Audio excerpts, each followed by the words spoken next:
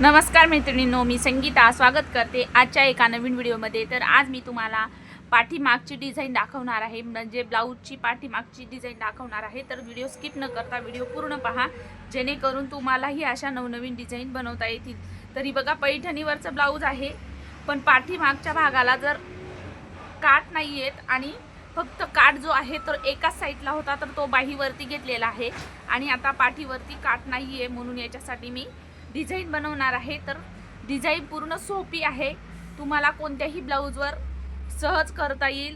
तर चला तर मग व्हिडिओला सुरुवात करूया। त्याच्या आधी जर तुम्ही माझ्या चॅनलवर नवीन असाल तर माझ्या चॅनलला सबस्क्राइब करून घ्या, जेणेकरून मी जे नवनवीन व्हिडिओ टाकेल ते तुमच्यापर्यंत पोहोचतील। तर सर्वात आधी आपण याचे माप बघून घेणार आहोत। तर 32 साईजचं ब्लाऊज आहे, 5.25 इंच शोल्डर घेतलेला आहे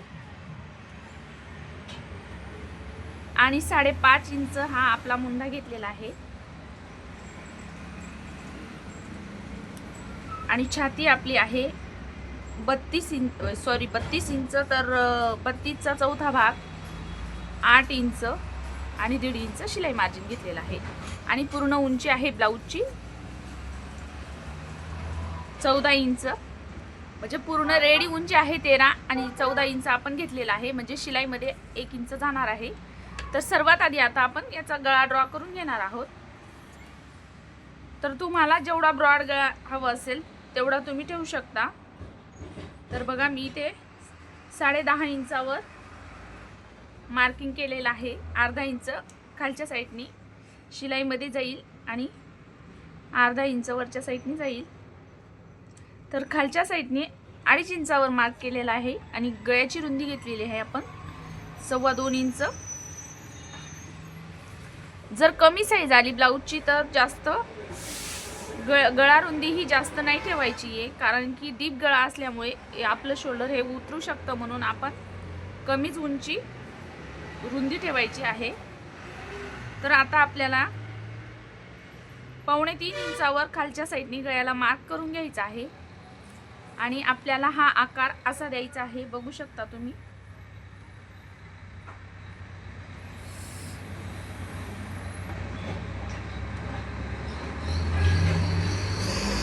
मी गळ्याला आकार देऊन दाखवणार आहे, हे बघा। आणि इकडच्या साईडने आपल्याला 1 इंचावर बाहेर काढायचा आहे आकार, जेणेकरून याचा शेप छान येतो बघा। असा आकार करून आपल्याला आता हा गळा कट करून घ्यायचा आहे। तुम्ही कॅनव्हास पेपर लावून केलं तरी चालेल।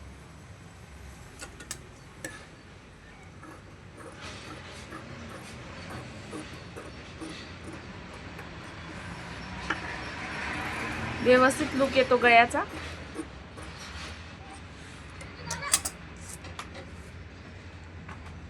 आता जे कट केलेलं आहे मी अस्तरचा कपडा आपल्याला याच्यावरती ठेवायचा आहे, मेन कपड्यावरती। तर मेन कपड्याची सरळ बाजू वरच्या साईडनी यायला पाहिजे आणि जी उलटी बाजू आहे तर ती खालच्या साईडनी जायला पाहिजे। तर आता आपल्याला स्टिच करून घ्यायचं आहे। आधी गळ्याला शिलाई देऊन घ्यायची आहे।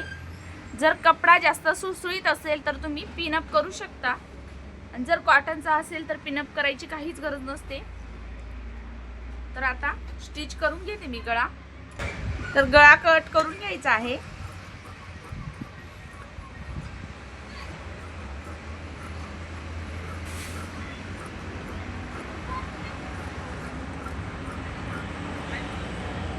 आणि आता आपल्याला छोटे छोटे कट द्यायचे आहेत।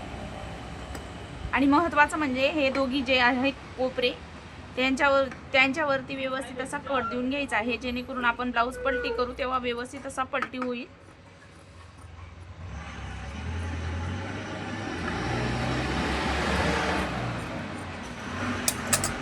तर खालच्याही साईडने आपल्याला स्टिच करून घ्यायचं आहे, तर पलटी करून घ्यायचं आहे।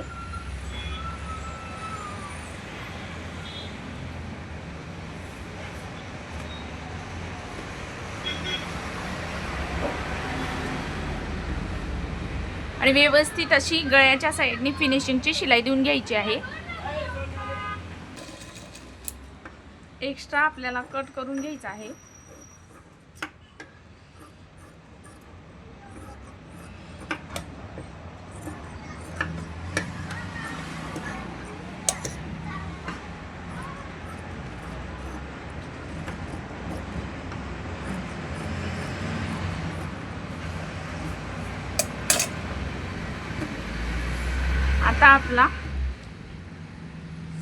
आता आपल्याला टक्स पॉईंट देऊन घ्यायचा आहे, म्हणजे टक्स देऊन घ्यायचे मागचे. तर दोघीही टक्स देऊन घेतलेले आहेत आपण. आता आपल्याला इथून आपल्याला फ्रिल लावायची आहे.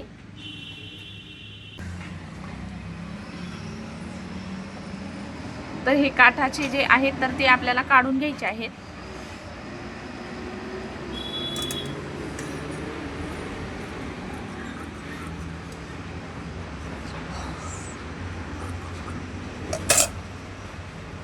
आणि जे सरळ पट्ट्या याच्यात काढायच्या आहे आपल्याला.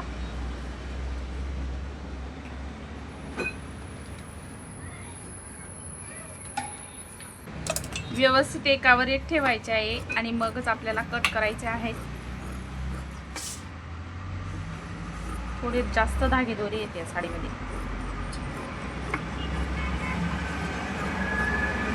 तर आपण 3 इंचाची पट्टी कट करून घेतलेली आहे.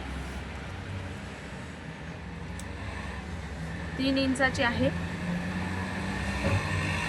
तर आता आपल्याला ही पट्टी आणि ही पट्टी दोघीही पट्ट्या आपल्याला जॉईन करून घ्यायची आहे, म्हणजे परत परत आपल्याला जोडायची गरज नाही. तर जॉईन करताना व्यवस्थित करायचं आहे, नाहीतर एक भाग सरळ आणि एक भाग उलटा होऊन जाणार. आणि आता आपल्याला ही पट्टी फोल्ड करून घ्यायची आहे. तर आता आपल्याला ही पट्टी उलटी करून घ्यायची आहे. तर अशी टोकदार काही वस्तू घ्यायची आहे, त्याच्यामध्ये अशी पलटी करायची आहे. इझिली पलटी होत असते.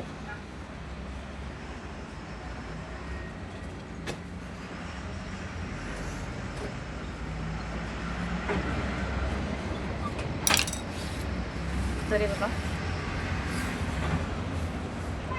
पूर्ण पलटी करून घेतलेली आहे.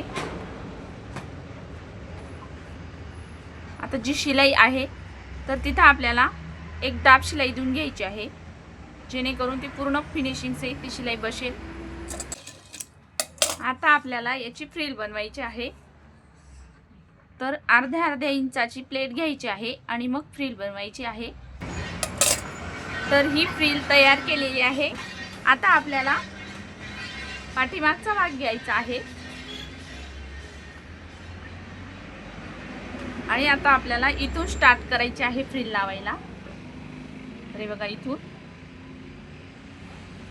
या कोपऱ्यापासून तर या कोपऱ्यापर्यंत आपल्याला फ्रिल लावून घ्यायची आहे अशी. तर इथे लावून घेतलेली आहे. आता आपल्याला लेस लावायची आहे. तर लेस आपल्याला ही बघा इथून अशी स्टार्ट करायची आहे आणि ही लेस फक्त इथे लावायची आहे एक, आणि या बाकी 2 लेस आहेत तर त्या इकडच्या साईडने आपल्याला लावायच्या आहेत अशा याप्रमाणे. आता इथे लावल्यानंतर आपण हे कट करून घेतलेले आहे. आता आपल्याला इकडच्या साईडने लेस लावायची आहे दोघी साईडने. तर हे बघा दोघीही साईडने मी व्यवस्थित अशी लेस लावून घेतलेली आहे. आता फक्त आपल्याला फूल बनवायचं आहे. तर आता आपल्याला फूल लावून घ्यायचं आहे. तर आता याचा आपण सेंटर काढूया.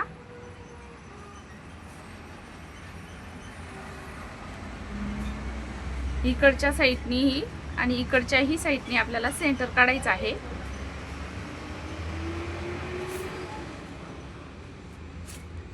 म्हणजे आपलं फूल जे आहे तर ते क्रॉस मध्ये लावलं जाणार नाही.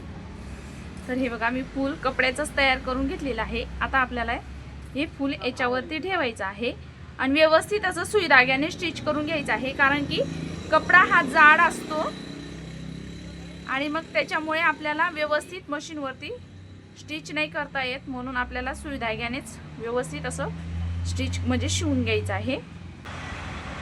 हे बघा पूर्णपणे मी स्टिच करून घेतलेलं आहे, कुठेही हालत नाहीये फूल.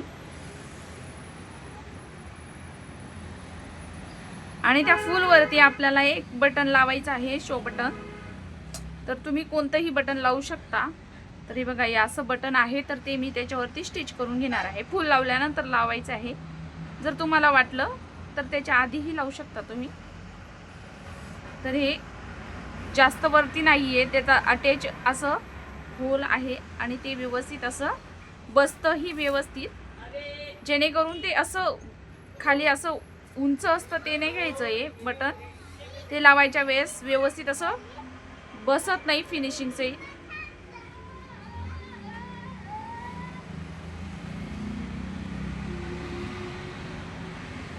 कढीवाला असतं ते नाही घ्यायचं आहे.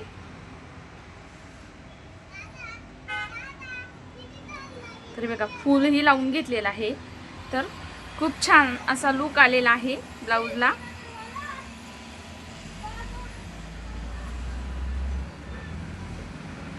जर तुम्हाला वाटत असेल तर इकडच्याही साईडनी तुम्ही डबल लेस लावू शकता असं जवळून, पण मला काही गरज वाटली नव्हती म्हणून मी नाही लावली, सिंगलच लेस लावली आहे. तर कंप्लीट आहे आपलं पाठीमागच्या ब्लाऊजची डिझाईन.